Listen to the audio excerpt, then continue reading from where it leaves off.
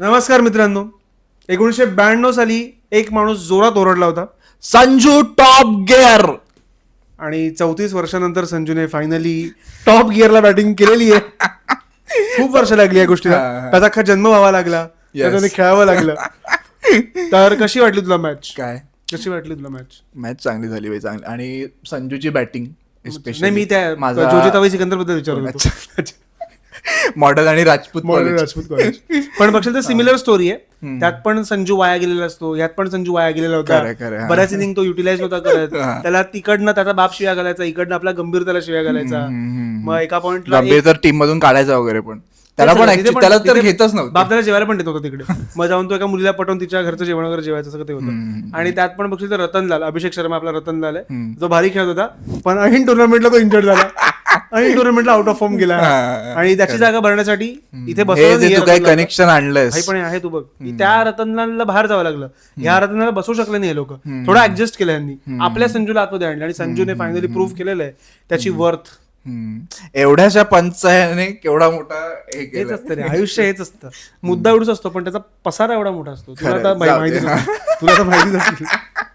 जाऊ दे. त्या दिवशी प्रथमेश आलेला, तर तो मला ऑफ द कॅमेरा बोलत होता, काय कॉमेडी असते तुझी, तू सिंगल आहे, मी सिंगल आहे, तुझी गर्लफ्रेंड सोडून गेली, ह्याची गर्लफ्रेंड, हेच कॉमेडी करता तुम्ही आयुष्यात. हीच तर कॉमेडी आहे, अजून काय. आयुष्यात हेच करतो लोकांचं. प्रथमेश, तुला पण माहितीच असेल. असो,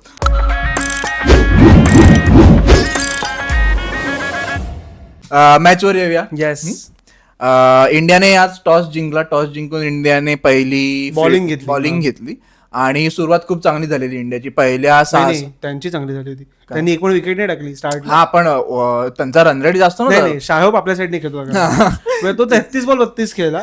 चेस जरा मारत होता बऱ्यापैकी. चेस सुरुवातीला 7 बॉल 14 वगैरे असं काहीतरी. चेसने काहीतरी 25 बॉल 40 केले. आणि होपने 33 बॉल काहीतरी 32 केले. जेव्हा त्याची कॅच सोडली ना, अभिषेक शर्माने जेव्हा कॅच सोडली, त्याच्यात आता मला वाटतं त्याची बॅटिंगच फॉल्टी, आता त्याची फिल्डिंग पण फॉल्टी वाटायला लागली. शिरे, आता तू 2-3 मॅच खेळला नाही म्हणून तू असं करणार त्याच्यावर? नाही, असं काही नाही. पण मोहम्मद आमिर आहेस का तू? आमिर मला बॉलर म्हणून खूप आवडायचा. जरा माईक जवळ पकड, म्हणजे आमिर मला खूप आवडायचा बॉलर म्हणून. आमिरची मतं obviously I don't agree to 100%. म्हणजे तो स्लॉगर तर नाहीये जसा आमिर म्हणतो तसा, पण थोडा तेच. आज पण तेच दिसलं आपल्याला की लेंथ बिन थोडी विचित्र काहीतरी, वेगळाच शॉट काहीतरी केला, ऑकवर्डच केला तो. पण माझ्या तो स्वतःला प्रूव्ह करतोय असं मला वाटतं आमिरच्या पॉईंट ऑफ व्ह्यू. कोण? अभिषेक शर्मा अजून तिथेच आहे. नाही, पण अभिषेक शर्माचं मला असं वाटतं की त्याला थोडासा तेच आहे, थोडा त्याचा गेम त्याला थोडासा चेंज करायला हवा. गेम पेक्षा थोडं. त्या दिवशी जी मॅच झाली म्हणजे झिम्बाब्वे बरोबर, तेव्हा सुरुवातीला त्याने थोडं ऍडजस्ट केलं. त्याने नाही पहिला बॉल मारायला, पहिला बॉल त्याने प्रॉपर ठेवून खेळलेला, गॅप मध्ये वगैरे काढला नाही. सो आय गेस तो हे होणारच आहे की जोपर्यंत तुझे रन्स बनत नाही, थोडी तुला ऍडजस्टमेंट करावीच लागणार आहे. लोक झिमशेक म्हणतात, झिम्बाब्वे सारखं झिमशेक होशील. थँक्स सर, एक्सप्लेन केल्याबद्दल. काय समजवावं लागतं. हा, मी म्हणत होतो की बॉलिंग चांगली झाली सुरुवातीला, जरी विकेट नसेल मिळाली तरी 6व्या-7व्या ओव्हर पर्यंत आय गेस 7चा वगैरेच रन रेट होता त्यांचा. जास्त नव्हते मारत ते दोघं पण. जेव्हा की त्यांची ओपनिंग पेअर यात थ्रू आउट द टुर्नामेंट चांगलं परफॉर्म केलं त्या दोघांनी पण. नाही, पण त्यांची पेअर आज डिस्टर्ब झाली कारण ब्रँडन किंगला बसवलं. हा, बरोबर. आणि शाहबला. हा, राईट. पण त्यांच्याकडे अजून बाहेर एक प्लेअर बसला, तो जॉन्सन चार्ल्स. त्याला काय खेळत काय माहित नाही मला, तो चांगला प्लेअर आहे खूप. आणि हेटमायर लवकर गेलाच. पण नाही, तर 12 बॉल 27 मारून गेले. पांड्याला मस्त. पण तेच आहे, तो ज्या फॉर्म मध्ये होता त्याच्याकडून थोडी मोठ्या इनिंग, पण त्याची विकेट ढापली असं मला वाटलं, का माहित नाही मला. त्याचा जरा निक आउटफुल होता मला वाटलं, कारण मला त्याच्या बॅट आणि बॉलमध्ये गॅप दिसत होती प्रॉपर. त्याचा कसली ती स्निकोवरती लाईन दिसली मला कळलं नाही, पण मला त्याचा विकेट जरा ढापल्यावर का वाटला होता. मला टेक्नॉलॉजिकल एरर वाटला तो, कारण त्याच्या बॅट आणि बॉलमध्ये. पण ठीक आहे, ती टेक्नॉलॉजी आहे तिथे, तर ते दोन्ही टीमला तसाच फायदा. इंडियाचं पण नुकसान झालंच असेल त्यात. काय खरंय. तू बीजीटी वगैरे आठवलीस तर खूप झालं इंडियाचं नुकसान त्यात. त्यासाठी फक्त टेक्नॉलॉजी कारण नव्हतं. खरं, जाऊ दे. रोहित शर्माची कॅप्टनशिप, विराटची बॅटिंग असो. कुठे होतो आपण? हेटमायरची बॅटिंग. हेटमायर कडून जेवढी अपेक्षा होती तेवढा तो खेळून गेला नाही, कारण की तुझ्या फॉर्म मध्ये होता. ऍटलीस्ट 40-50 तरी मारून गेला पाहिजे होता, पण ते नाही झालाच. आणि ह्या पिचवर 190 वॉज इनफ आय गेस. 195 हे डिफेंडेबल टोटल होतं, डिफेंड करण्यासारखं टार्गेट होतं. हा, राईट. त्यानंतर मला ऍक्च्युली असं, जेव्हा इंडिया बॅटिंग करत होती, मला असं पॉईंटला वाटत होतं की पिच मध्ये स्टार्टला तर मला वाटत होतं की हेल्प होती प्रॉपर, कारण बॉल थोडा मूव्ह पण असा टप्प्यानंतर चांगला करत होता आणि ग्रिप पण होता बॉल.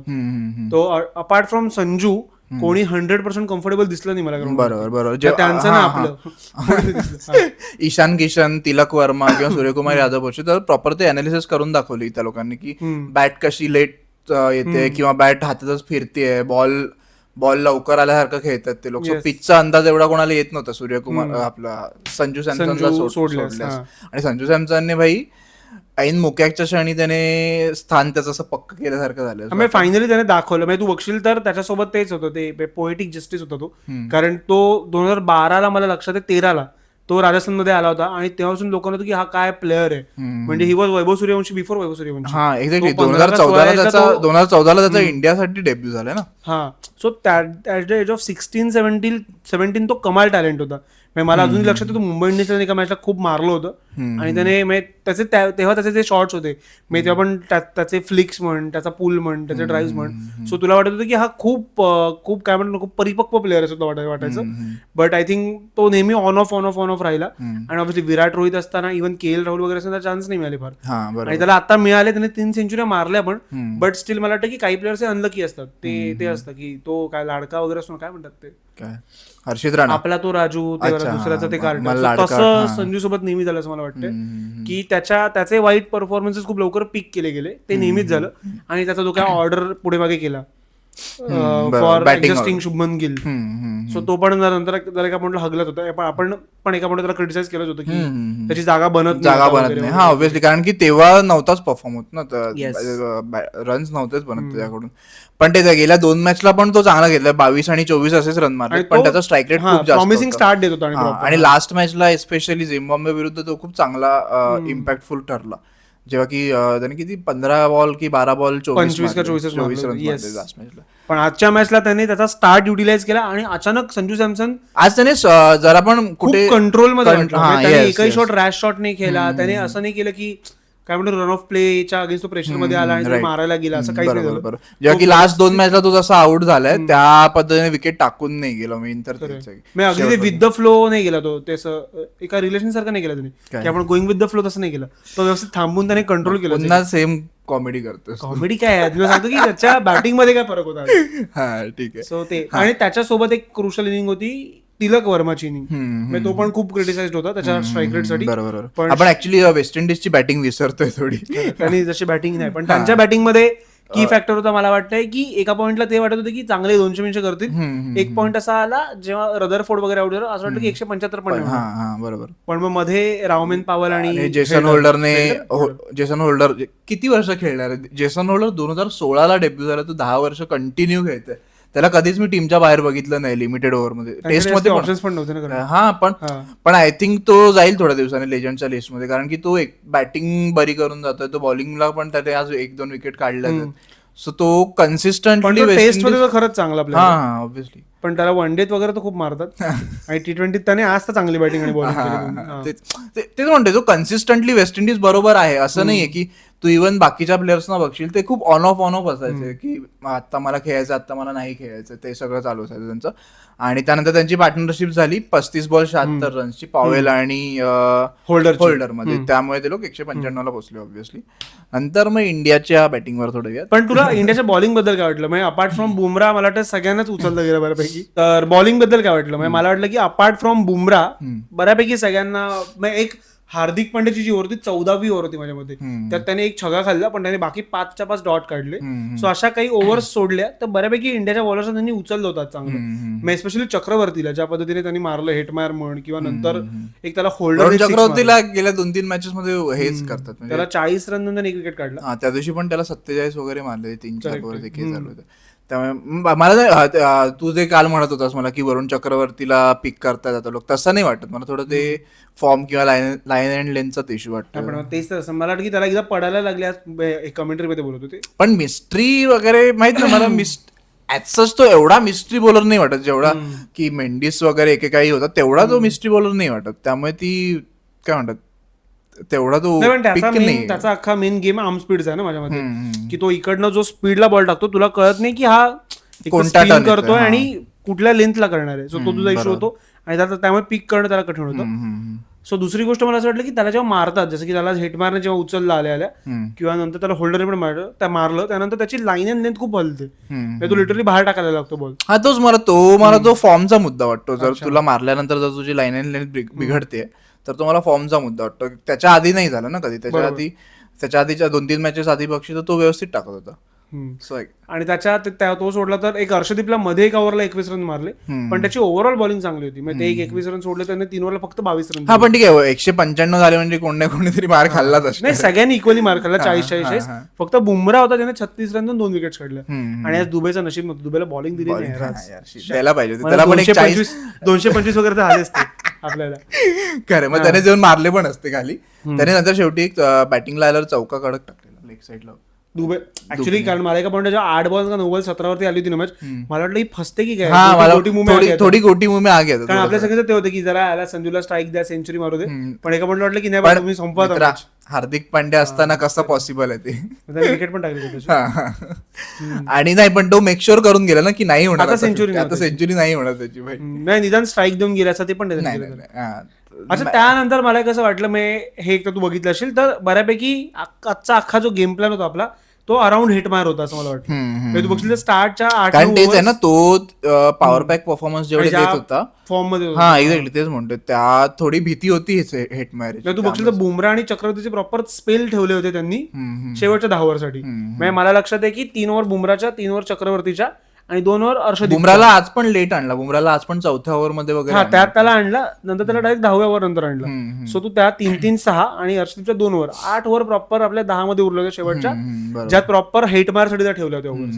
पण ठीक आहे, हेटमार आधीच गेला. आणि बुमराने तेच, बुमराचं तू नेहमी बघशील तर की मुवमेंटला जेव्हा तुला वाटतं की हा मॅचअप साठी आणलाय तो वर्क करतो. म्हणजे तू 24च्या वर्ल्ड कपला रिझवानची विकेट बघशील, ती रिझवानची विकेट बघशील. क्लासनला तर पांड्याने आउट केलं, पण क्लासनला होल्ड त्यानेच केलं. पांड्याच्या आधीची एक ओव्हर आहे, पांड्याच्या आधीची बुमरानेच काढली. सो बुमराने त्या पॉइंटला डिलिव्हर केलंय. 23च्या फायनलला एक बॉल त्याचा पडला. नको जाऊ, भूतकाळात नको जाऊ असं माझं स्पष्ट मत आहे.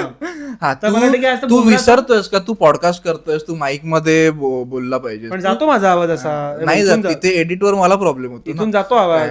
मी इथे घेतला तो म्हणतो नको घेऊ, नॉर्मल ह्याला पकड ना तू. असं नाही, माईक नाही ऍडजस्ट करू माझ्या, किती वर्ष मीच ऍडजस्ट करू. खरंय. तर बुमराने आज पण मॅचअप त्याचं डिलिव्हर केलं मला असं वाटतंय. आणि अपार्ट फ्रॉम दॅट मला वाटतं की बॉलिंग वॉज ओके असं मला वाटतं. आणि बॅटिंगवर येऊया थोडा.